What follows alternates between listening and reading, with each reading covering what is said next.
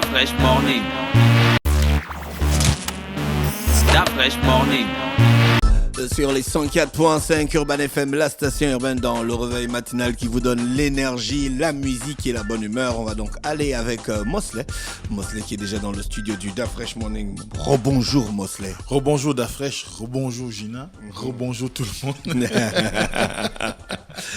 Donc ce matin on va parler de quoi? Oui, je me disais que ce matin on va parler du recensement des agents publics, vous savez, ou bien des agents de l'État, qu'on appelle aussi des fonctionnaires. Vous savez que il y a eu un conseil des ministres lundi passé, donc le 16, et c'est le communiqué final du conseil des ministres a donné des explications ou des éléments sur le recensement qui a été initié par le ministère de la fonction publique et le chargé du travail, qui est d'ailleurs dirigé par Madame Madeleine Baird. Et tout le monde, plus ou moins aujourd'hui, peut avoir une certaine idée de ce qui s'est passé en termes de recensement des fonctionnaires ces derniers temps. Vous savez que cette opération a souvent été organisée en République. On n'a pas souvent eu les informations qui nous permettraient de pouvoir avoir une idée claire, juste, nette de ce qui se passe au niveau de la fonction publique, combien d'agents avaient réellement notre fonction publique en général.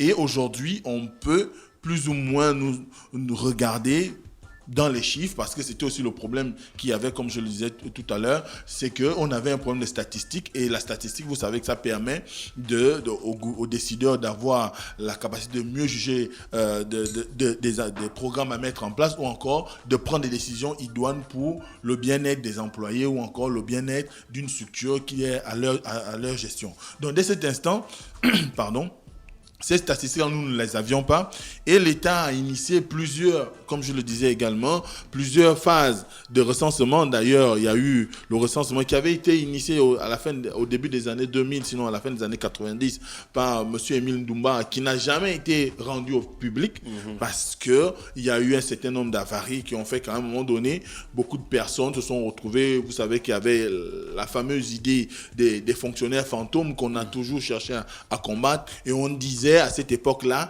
que ces derniers n'avaient pas eu à publier ces résultats parce que la plupart de ceux qui devaient être sortis de la fonction publique, étaient beaucoup plus originaires du Haut-Ogooué, parce que c'est ce qui passait dans l'esprit de certains, que les fraudeurs venaient de cette province-là. Et dès cet instant, certainement, il n'y a pas eu la possibilité pour lui, avec des pressions X politiques et consorts, de pouvoir donner les résultats de ce recensement. Ensuite, on a eu le recensement qui a récemment été initié par Ali Akbar Onanga Yobege quand il était ministre de la fonction publique. Ce recensement qui s'est passé en 2018 à peu près, n'a pas donné les résultats escomptés, parce qu'on avait quand même espoir qu'il puisse permettre à ce que on ait une idée claire, juste et précise de ce qu'il y a comme masse en termes de potentiel humain au niveau de la fonction, mais également ce que ça engrange en termes de masse salariale, en termes de coûts de traitement.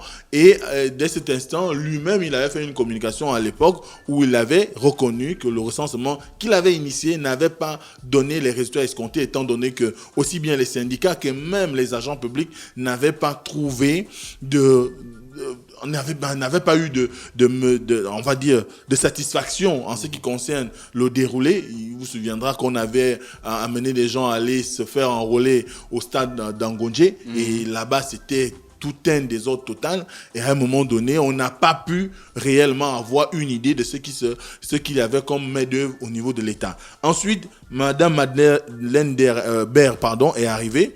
Elle a initié ce recensement qui avait pour objectif de pouvoir, encore une fois, contrôler les effectifs, parce que vous savez qu'elle arrive à un moment où on parle d'austérité, un moment où on annonce que l'État voudrait plus ou moins contrôler sa masse salariale, parce qu'il vous souviendra qu'on a eu à travailler le FMI qui avait donné des préalables pour pouvoir accorder un certain nombre de prêts ou de crédits à l'État gabonais, et ça, il allait du recensement des agents de l'État pour pouvoir savoir quels sont aujourd'hui où vont les dépenses en termes de salaire de l'État, et qu'est-ce que ça représente réellement en termes de chiffres.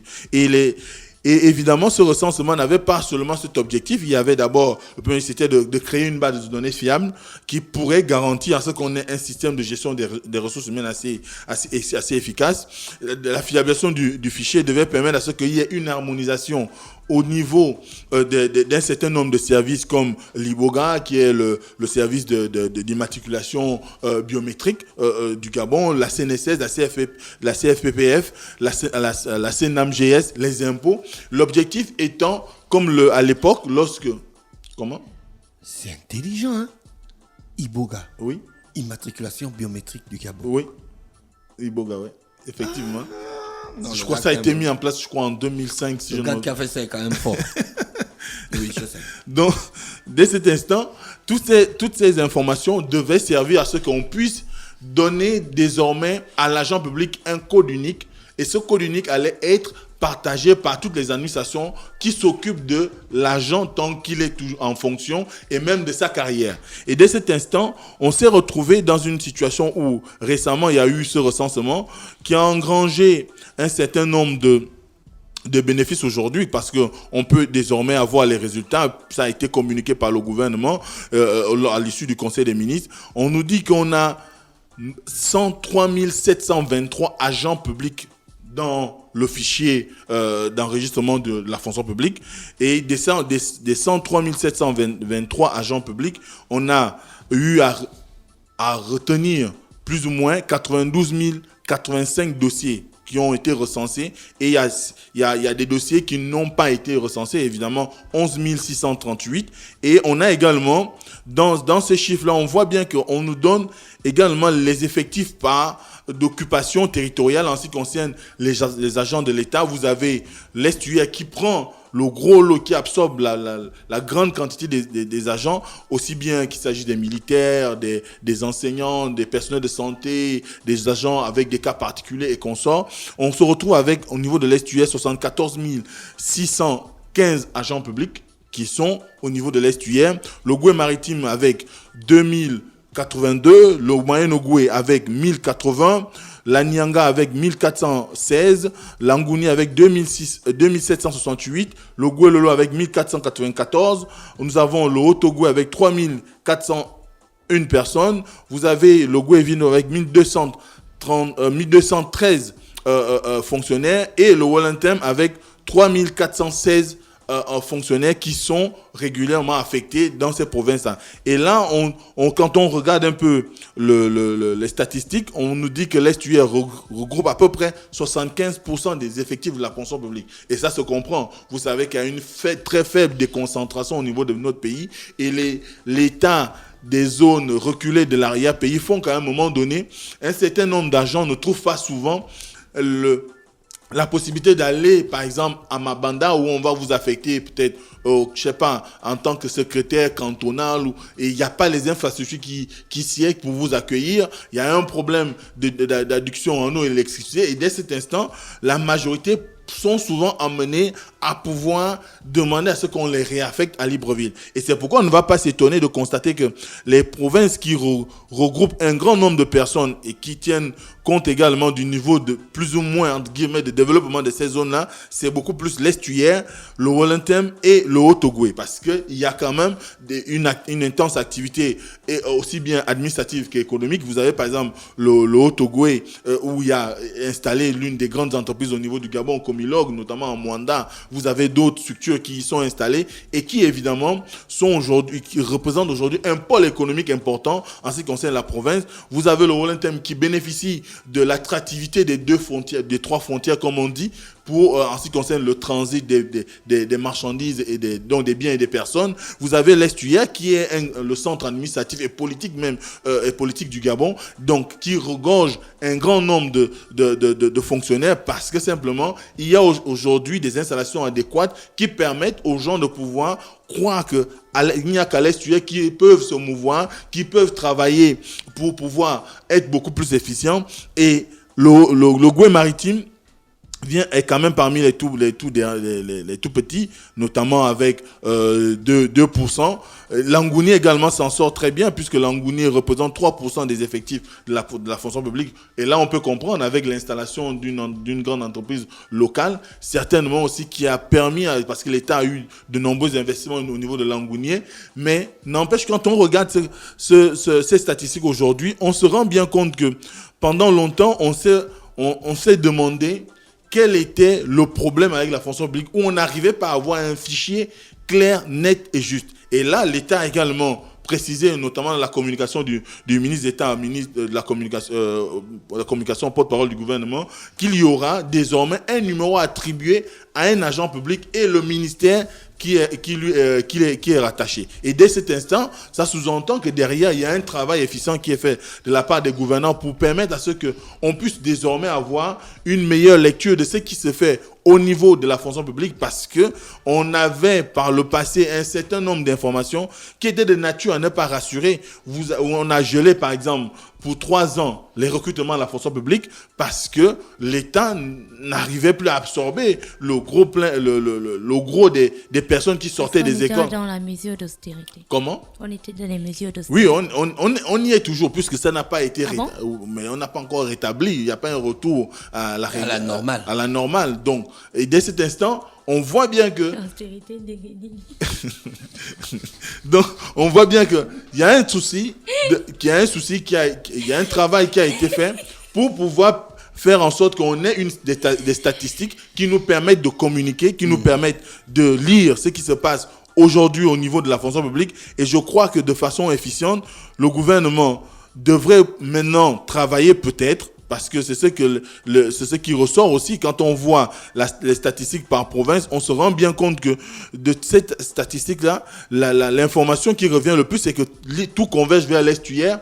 Or, il y a des zones au Gabon qui ont besoin des agents, par exemple du personnel comme les enseignants, la gendarme, les agents des corps de sécurité et de défense, par exemple la gendarmerie pour la surveillance des frontières. Mais ça demande à ce qu'il y ait une meilleure répartition des populations. Vous avez également, puisque l'information, du moins la communication du gouvernement donne aussi le fait qu'il y a aussi des gens qui sont enregistrés, qui sont recensés, mais qui ne sont pas employés comme ça, c'est-à-dire qui ne sont pas redéployés, soit qui se retrouvent après avoir bénéficié d'une nomination, à l'issue du remplacement, ils ne sont affectés nulle part, donc ils virevoltent, ils n'ont pas de poste, ils n'ont pas d'affectation, et dès cet instant, c'est de la main-d'œuvre qui s'agglutine à Libreville, parce que très souvent, quand vous êtes dans cette posture, vous préférez être proche de l'endroit où il y a la décision, pour qu'on ne vous oublie pas, comme on dit souvent, qu'on ne vous oublie pas et que vous soyez toujours en mesure de pouvoir fournir des informations liées à votre statut